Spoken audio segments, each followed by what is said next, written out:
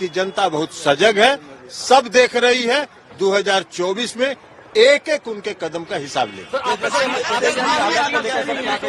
तेजस्वी यादव को लेकर क्या कहिएगा? वही तेजस्वी यादव जी के बारे में वही हो रहा है। आप एक बात बताइए ना कि जिस बात की वो चर्चा कर रहे हैं कि 2008 में कंप्लेन हुआ, तो 2008 से 2014 तक आप कह सकते हैं कि भाई यूपीए की सरकार थी, कार्रवाई नहीं हुई। लेकिन उस समय भी जांच हुई, सीबीआई ने उस फाइल को बंद कर दिया। लेकिन 2014 से तो आपकी सरकार थी, अगर उसमें कुछ साख था तो क्यों नहीं कर रहे थे?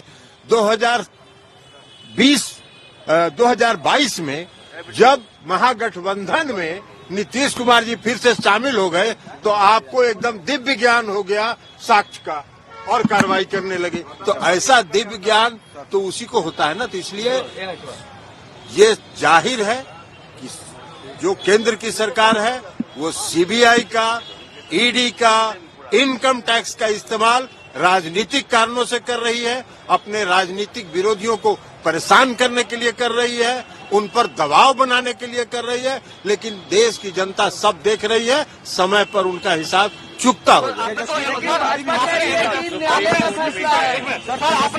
और एक बात और जान लीजिए कि 14 राजनीतिक दलों ने एक साथ सुप्रीम कोर्ट में याचिका दायर की है और हम लोगों ने यही कहा है, हम भी उसमें पिटिशनर हैं, हम लोगों ने यही कहा है कि जिस प्रकार केंद्र की सरकार अपने जो संस्थाएं हैं सीबीआई, ईडी और इनकम टैक्स का इस्तेमाल जिस प्रकार कर रही है, सेलेक्टिव कर रही है, अपने विरोधियों के खिलाफ कर रही है, उस पर ध्यान दिया जाए। और सुप्रीम कोर्ट ने 5 अप्रैल को तिथि निर्धारित कर दिया है उसकी सुनवाई के लिए। इमरजेंसी का भी दौर देखा है, अब इस दौर में क्या करेंगे? ये अघोषित इमरजेंसी है। इमरजेंसी का दौर जो था उसमें घोषित इमरजेंसी था, यह अघोषित इमरजेंसी है और सारी संस्थाओं को समाप्त किया जा रहा है। बीजेपी में समीकरण को सर तोड़ने के लिए छोड़िए ना, उनको जितना मन करे कोशिश करते रहे। 2015 में बहुत कोशिश किया था उन लोगों ने।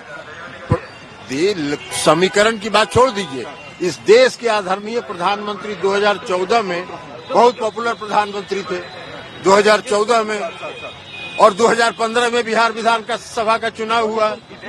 42-43 मीटिंग उन्होंने किया और 53 को सीट लाए थे। तो इसलिए जितना समीकरण उनको जोड़ना है जोड़ते रहे। बिहार की जनता और देश की जनता भारतीय जनता पार्टी का चेहरा पहचान चुकी है।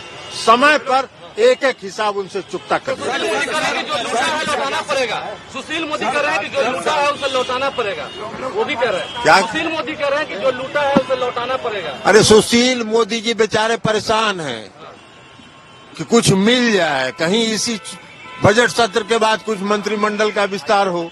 तो हम लोग तो शुरू से कह रहे हैं कि शुभकामना है, बन जाइए न कुछ। चलिए अब हो गया। नमस्कार, मैं हूं मानक गुप्ता। अगर आपको हमारा ये वीडियो पसंद आया हो तो इसे लाइक और शेयर जरूर करें और हां, हमें सब्सक्राइब और फॉलो करना ना भूलें ताकि आप देश और दुनिया की कोई खबर मिस ना करें। तो जुड़े रहिए हमारे साथ और देखते रहिए News 24।